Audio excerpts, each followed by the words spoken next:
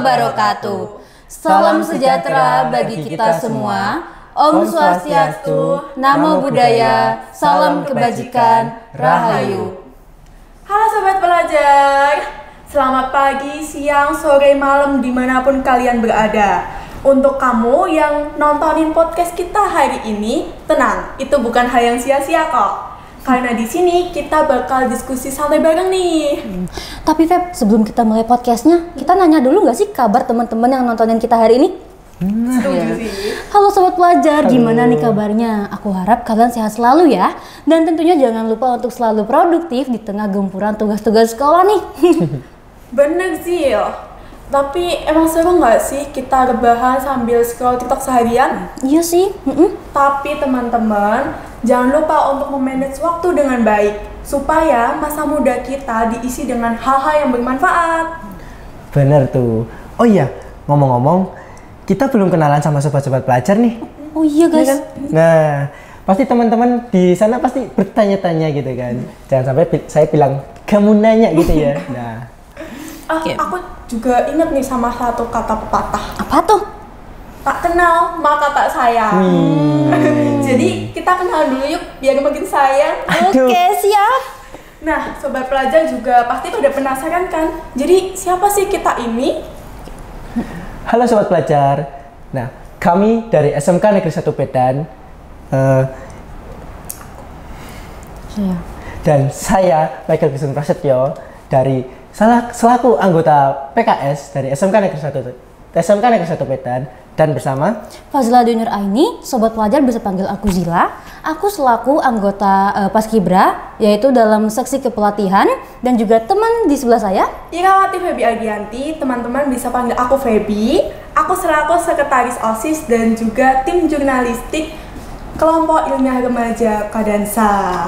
Oke, karena jadi teman-teman, di podcast kita kali ini kita akan membahas mengenai pengembangan karakter integritas yang ada di lingkungan sekolah.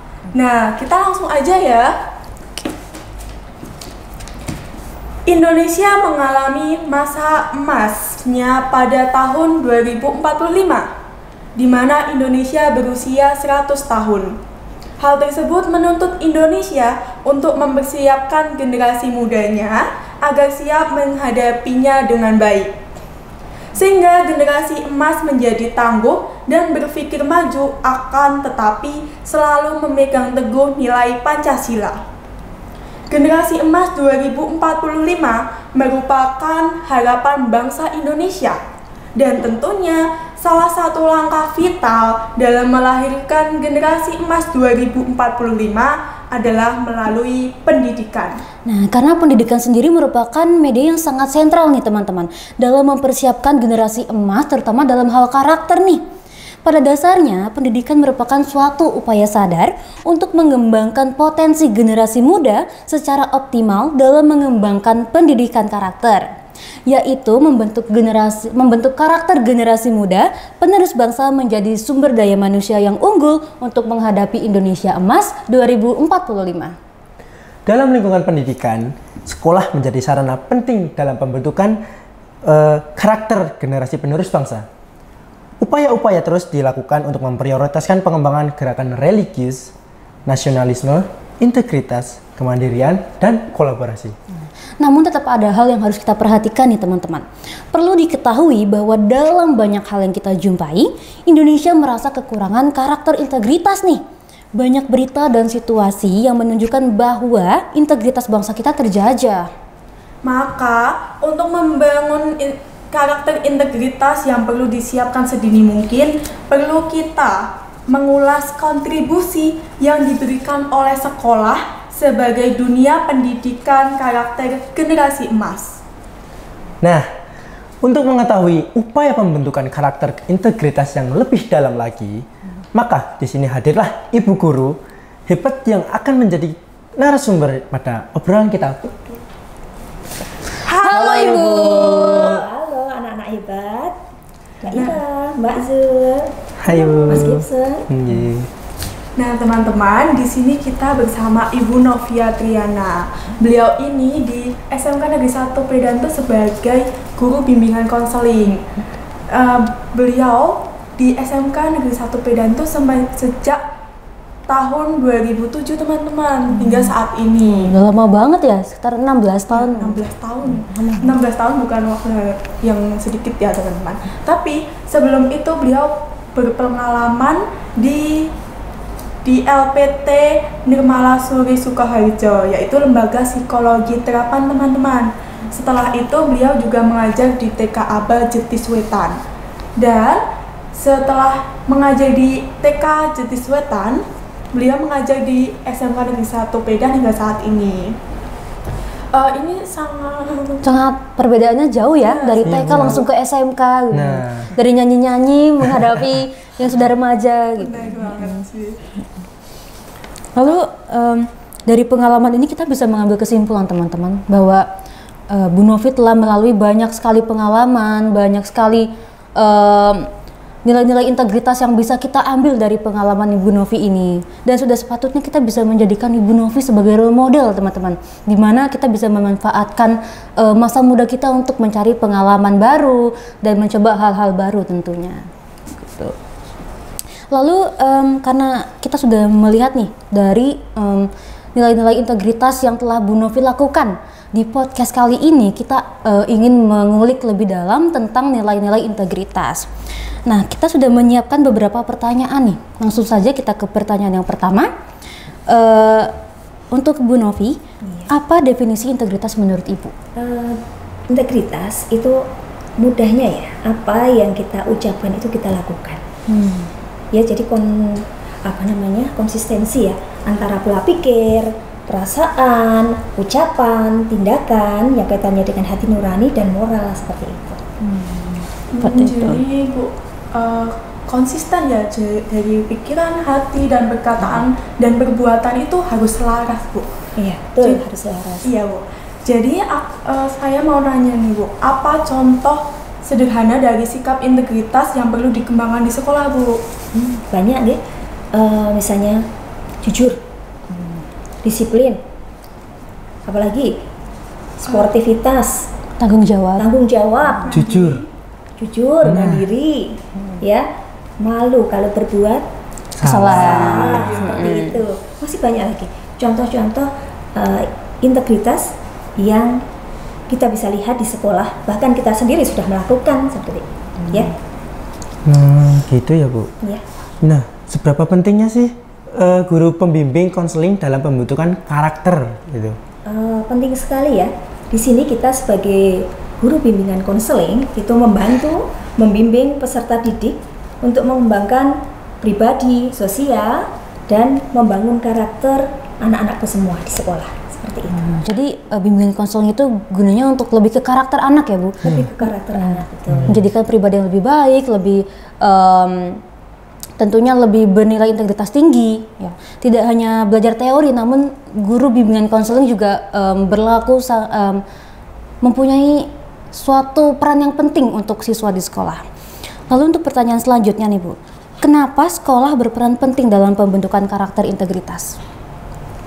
Karena kita tahu di sekolah itu merupakan suatu institusi pendidikan ya, di mana tempat di mana kalian semua peserta didik menumbuh kembangkan nilai-nilai integritas. Yang kita bisa tahu di sekolah itu banyak hal disediakan untuk sarana menumbuhkan integritas, misalnya dari ekstrakurikuler atau dari visi misi sekolah yang disampaikan dan dijalankan di sekolah kita, itu yang mana bisa menumbuhkan sikap-sikap integritas pada diri kita semua, gitu. Iya, Bu. Dari anak-anak seusia sekolah itu menumbuhkan sikap integritas itu melalui sekolah ya, Bu ya. Terus saya mau tanya, karena rata-rata anak sekolah itu generasi muda yang akan melanjutkan negeri ini, saya mau tanya, kenapa integritas itu penting sih, Bu, untuk generasi muda? Oh iya, sebelumnya gini, untuk integritas ya, tidak hanya di sekolah saja, di rumah itu juga sekolah, di masyarakat, di mana saja kita berada, kita bisa belajar meningkatkan integritas kita seperti itu. Kalau kita di sekolah, karena sekolah itu merupakan institusi pendidikan ya, tempat kita untuk menumbuh kembangkan nilai-nilai integritas. Kenapa itu penting buat generasi muda? Karena kita tahu kalian semua itu nanti adalah penerus estafet, motor penggerak, ya, yang akan melanjutkan kita semua yang generasi senior ya, seperti itu maaf ya. Nah, jadi kayak apa ya yang harus diperhatikan ya Bu, itu bagi sekolah itu memperhatikan siswa-siswanya ya. Nah, untuk pertanyaan kali ini, apa yang perlu menjadi perhatian ketika generasi muda memiliki sikap integritas yang rendah Bu? Nah, iya. Yang pertama adalah menentukan nilai diri kita. Menentukan nilai diri kita itu supaya kita itu kredibel, supaya kita itu berintegritas. Jadi nilai atau konsep sesuatu yang kita yakini, yang itu secara menyeluruh, yang kita lakukan secara konsisten dan kontinu, itu yang menunjukkan siapa kita toh. Misalnya apa? Disiplin. Coba deh, Bu Novit pengen tanya juga ya. Aduh. Di sini. Apa? Nilai dirinya seperti apa? Kita bisa tahu, oh ini Mas Gibson itu seperti ini. Iya kan? Iya. Mbak Zul gimana? Mbak Ira seperti apa? Coba deh. Mas Gibson gimana Mas? Untuk saya sendiri, saya lebih cenderung ke percaya diri sih Bu. Nah, lebih tepatnya pede gitu. Iya, itu bagian dari integritas juga.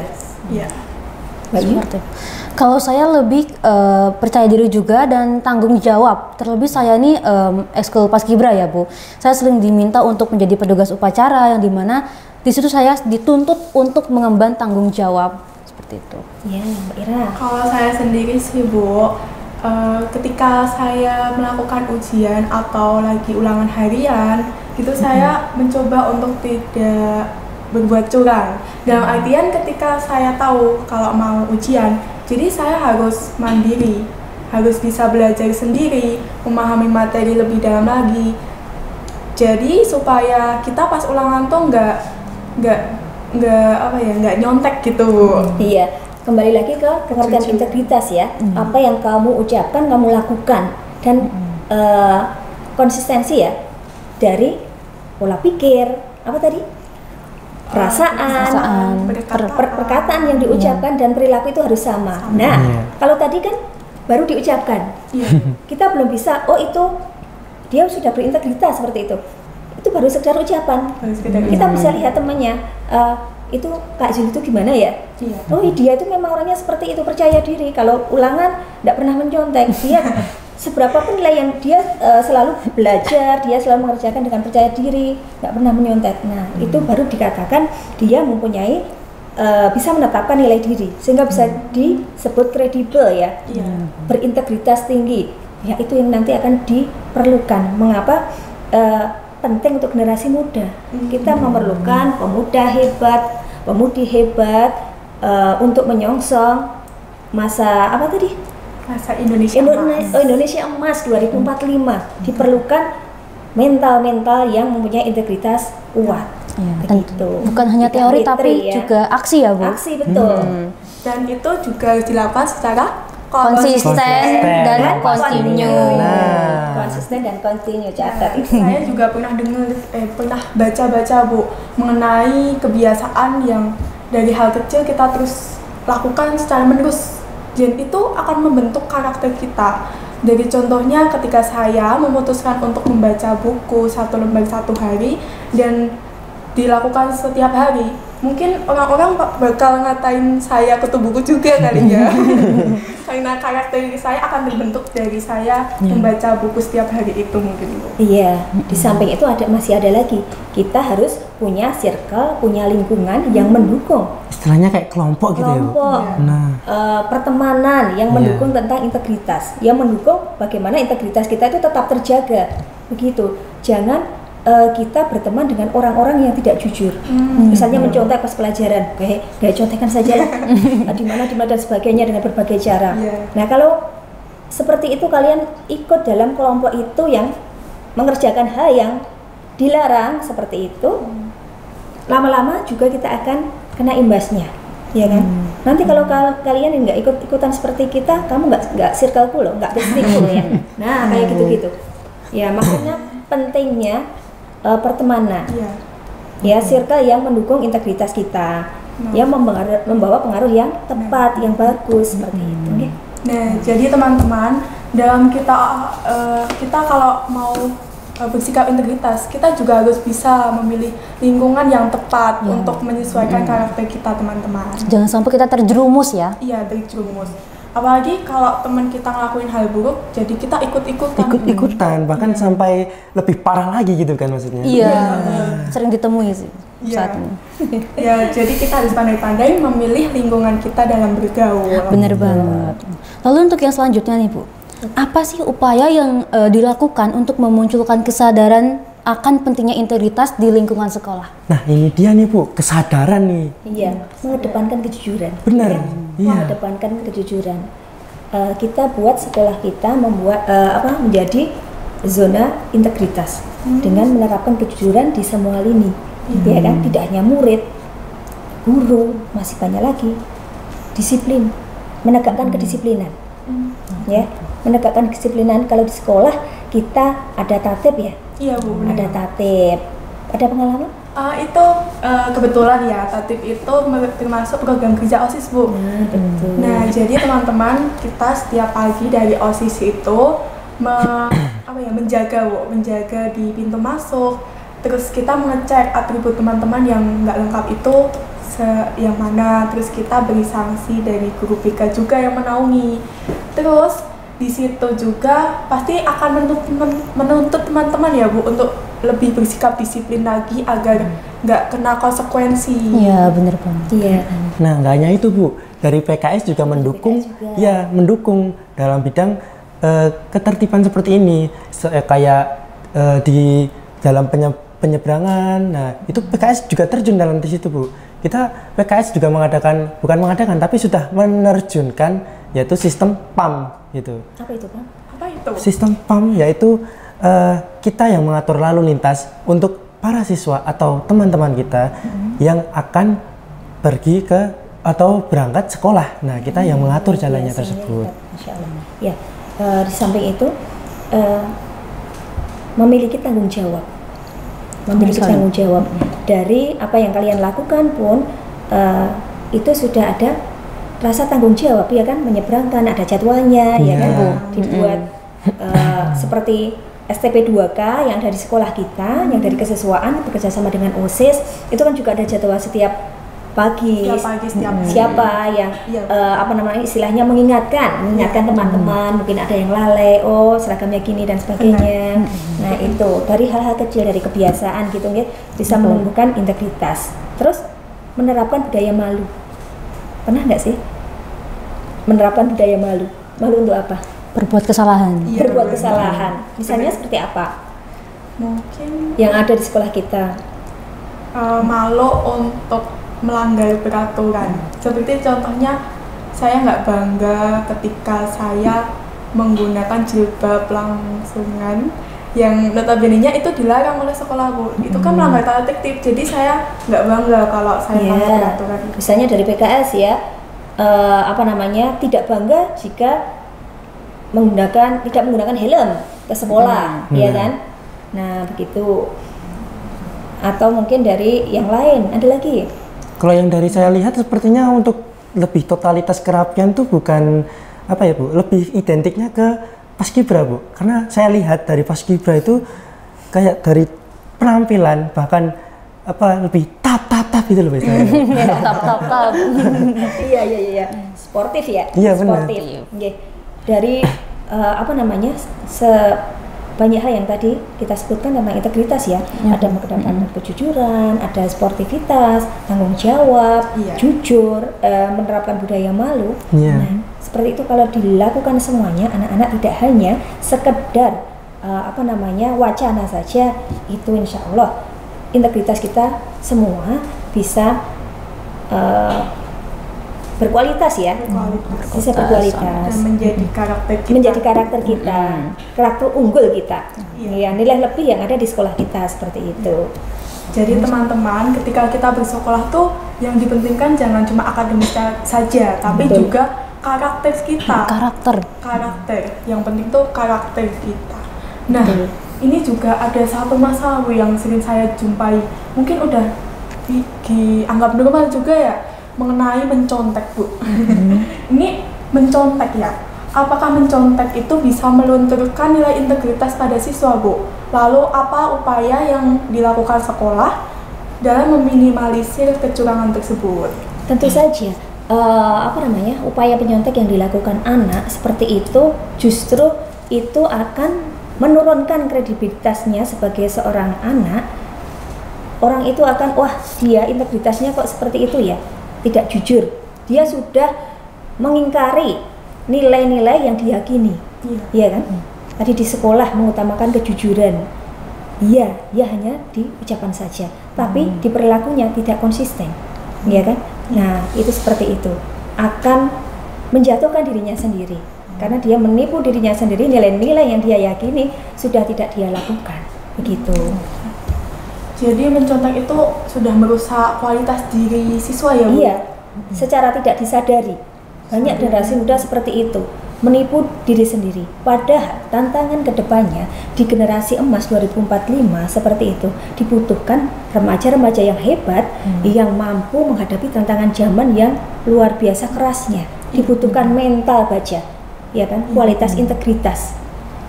Di kalian kalau sudah kerja pun tidak hanya kepandaian, tetapi kalau dia tidak jujur, dia tidak punya integritas yang baik, untuk apa? Itu kan justru merugikan perusahaan. Iya Bu. Benar. Iya kan? Nah, banyak hal yang contohnya seperti itu. Jadi di dunia nyata tuh lebih keras teman-teman. Kalau kita dari hal sekecil itu nggak bisa melawan diri kita, itu pasti bakal sulit nggak sih? Sulit banget. Sulit Iya. pastinya. Tentunya untuk menumbuhkan nilai integritas itu tidak hanya teori teman-teman, tapi juga aksi. Betul. Bisa mengimplementasikan dalam kehidupan kita. Intinya teman-teman, dari kita nggak boleh mencontek itu dimulai dari diri kita sendiri. Bagaimana diri kita bisa memulai hal tersebut untuk menumbuhkan karakter integritas dan karakter baik lainnya. Dari hal-hal kecil ya tentunya. Dari hal-hal kecil. Wah, akhirnya kita udah sampai nih di penghujung podcast teman-teman. Terima kasih banyak untuk Bu Novi yang Iya, telah terima kasih, Bu. meluangkan waktu berharganya untuk berbagi banyak sekali ilmu nih pada kita untuk hari ini. Oh ya, kira-kira Bu Novi punya pesan apa yang perlu disampaikan untuk generasi penerus bangsa? Oh iya, saya ada ini dari Janendra ya, motivator. Ini saya tertarik sekali. Seperti ini ya, saya bacakan. Silakan. Orang yang berintegritas selalu sadar bahwa nilai-nilai kehidupan positif yang ditanamkan ke dalam pribadinya akan tumbuh menjaga dirinya. Jadi hal-hal positif yang ditanamkan pada diri kita itu akan menjaga kita, memunculkan, menumbuhkan siapa kita sebenarnya, integritas kita, kualitas kita. Begitu, yang itu akan membedakan kita dengan yang lain. Begitu, kita harus beda dalam hal integritas, kualitas. Itu dimulai dari mana? Dari diri kita sendiri. Dari diri kita sendiri. Iya. Dari diri kita sendiri, dimulai dari hal-hal kecil dan mulai kapan? Mulai sekarang. Mulai sekarang. Begitu, luar biasa. Teman-teman. Jadi teman-teman, untuk kita memulai memunculkan integritas pada diri kita sendiri, kita harus memulainya pada diri sendiri dan detik ini juga. Betul sekali, dan dengan kita menerapkan nilai-nilai positif pada diri kita tentunya. Saya rasa kayaknya sudah cukup ya pada kita untuk hari ini. Iya. Banyak sekali ilmu dan keseruan di podcast kita kali ini. Dan kami memohon untuk undur diri. Saya Fazila Dinur Aini. Saya Irawati Febi Agianti. Dan saya Michael Kristen Prasetyo. Kami undur diri dari podcast pada hari ini. Terima kasih kepada sobat pelajar yang telah menonton podcast kita sampai akhir. Wassalamualaikum warahmatullahi wabarakatuh. Dadah.